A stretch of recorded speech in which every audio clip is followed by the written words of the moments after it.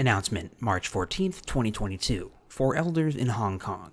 Use of personal mobile wallet and or bank account for collection of contribution. In view of the recent surge of COVID-19 cases in Hong Kong and the further tightening of government restrictions, it may be a challenge for in-person collection of cash contributions, as outlined in Direction Related to COVID-19 Pandemic for Bodies of Elders in Hong Kong and Macau. Congregations can now consider receiving contributions using a personal mobile wallet and or bank account of the Cashbox holder and deposit into the Cashbox.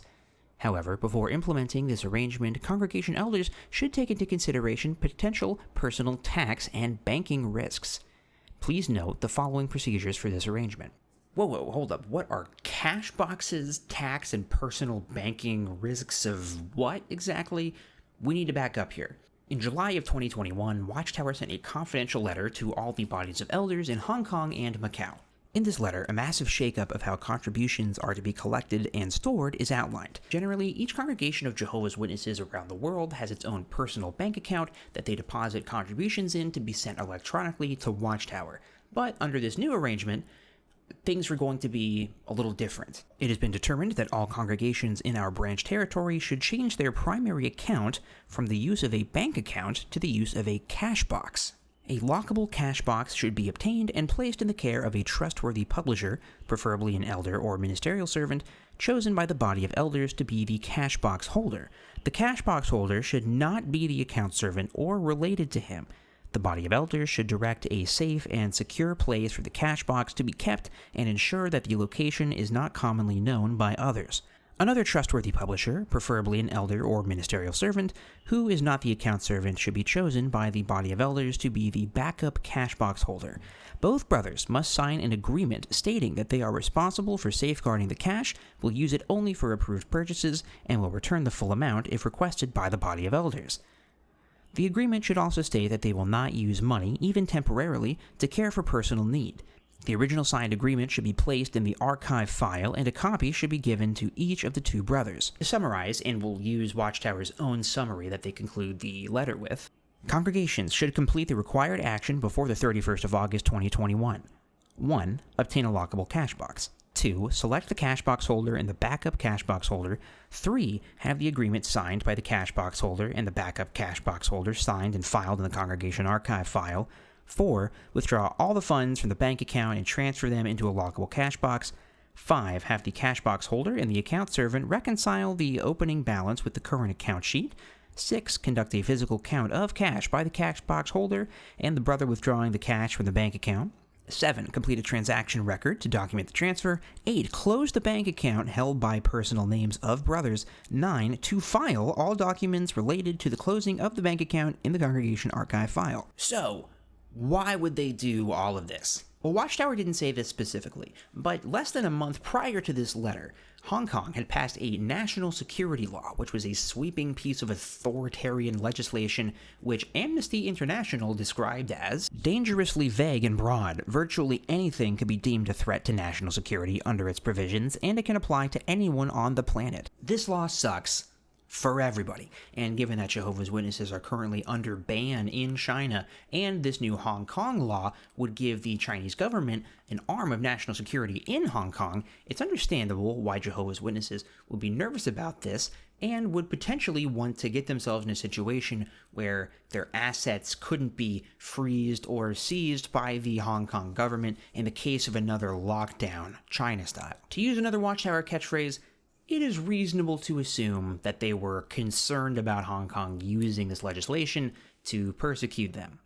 The anonymous whistleblower who sent me this information also stated that the computer servers that had been at the Hong Kong branch have been moved to Korea, and the Hong Kong branch office have received direct instruction from the governing body on what to do if the mainland Chinese government does implement a Chinese-style lockdown of Jehovah's Witnesses as they have in China. And it might be tempting for Jehovah's Witnesses to look at this and say that this is an example of the faithful and discreet slave being, well, discreet. They have foreseen the calamity and concealed themselves, so to speak. But let's think about this for a second. During a pandemic, when electronic banking is far safer, Watchtower moves to a system where its on-the-ground members are forced to dump all of its cash, do the dirty work for them, and start going around to publishers' houses to collect cash donations by hand. Many places in the United States during this time, for example, wouldn't even take cash because it was an easy way for COVID to spread. And things get even weirder with the letter that came out just a day ago, at least at the time that I'm recording this. It may be a challenge for in-person collection of cash contributions as outlined in the letter that we read earlier. Congregations can now consider receiving contributions using a personal mobile wallet, e.g. PayMe, AllPay etc., and or bank account of the Cashbox holder and deposit into the Cashbox. However, before implementing this arrangement, congregation elders should take into consideration potential personal tax and banking risks. Please note the following procedures for this arrangement. 2. For congregations using a Cashbox, publishers who wish to make contributions that involve a bank or similar institution should contact the account servant directly. An announcement should be made of this provision periodically during the congregation midweek meetings. It then goes on to describe the paperwork that the account servant needs to fill out. 3. Upon receipt of a contribution transaction record, the Cashbox holder should contact the donor and provide instructions to complete the donor's contribution. The Cashbox holder should use his personal bank account or mobile wallet to receive this contribution. As soon as the contribution has been received into his personal account, the Cashbox holder should add his name and then forward the contribution transaction record to the account servant and the donor electronically. Weekly, the Cashbox holder should withdraw all contributions received in this manner and deposit the funds into the Cashbox. Do not mix contributions received in one month with contributions received in the next month. Once deposited, the Cashbox holder should complete an electronic transaction record, paperwork stuff, blah, blah, blah. Why is this a thing that we're talking about, other than the fact that this is an organization that is a registered charity, is now moving into a somewhat shady cash-only business? Right off the bat, the letter starts off by saying that any brothers involved in this should take into consideration the potential tax and banking risks. But it doesn't say what those risks would be, it doesn't tell them how to consider it, and even though they're supposed to consider it, this is mandatory. It says they can now consider receiving contributions in this way, but as every Jehovah's Witness knows, when Watchtower says to consider doing something, they're telling you to do that thing. So now, individual elders and servants are basically mandated to use their own personal bank accounts and money exchanging apps to move around congregants' money.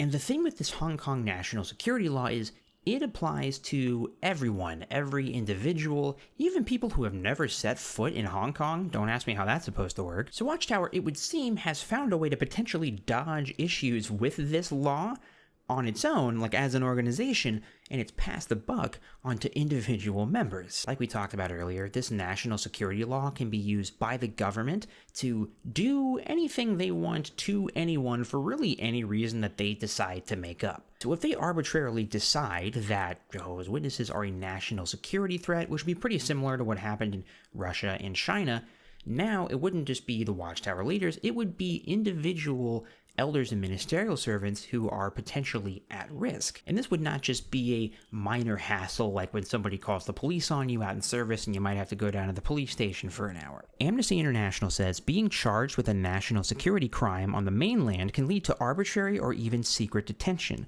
Those charged might not be able to contact their families and might be left without access to lawyers of their choice if they are placed under residential surveillance in a designated location, a measure that enables investigators to hold individuals outside the formal detention system for periods of up to 6 months. As is often the case, detainees held in this way are at great risk of torture and other ill treatment.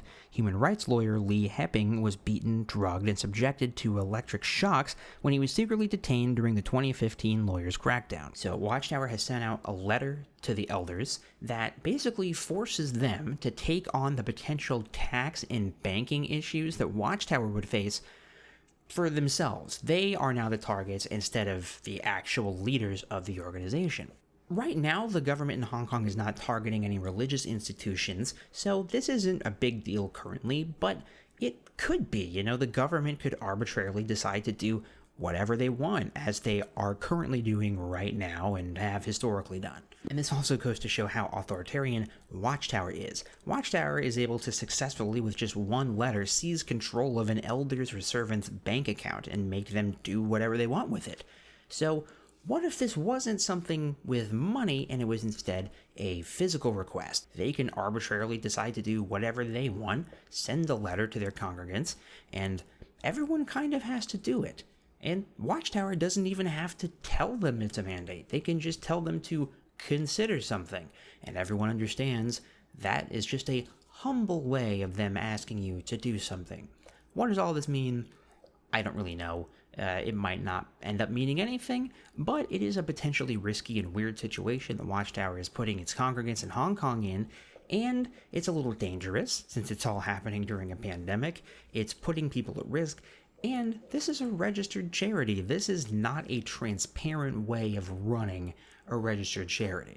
They have gone from a system that makes sense and is safe for everybody to something that is more archaic, convoluted, and prone to risk, accidents. Money can more easily be mismanaged, all to potentially avoid tax issues or legal issues or whatever they're worried about.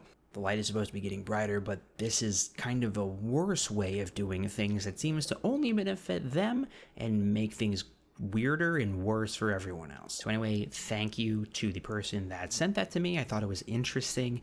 Let me know what you think about that in the comments.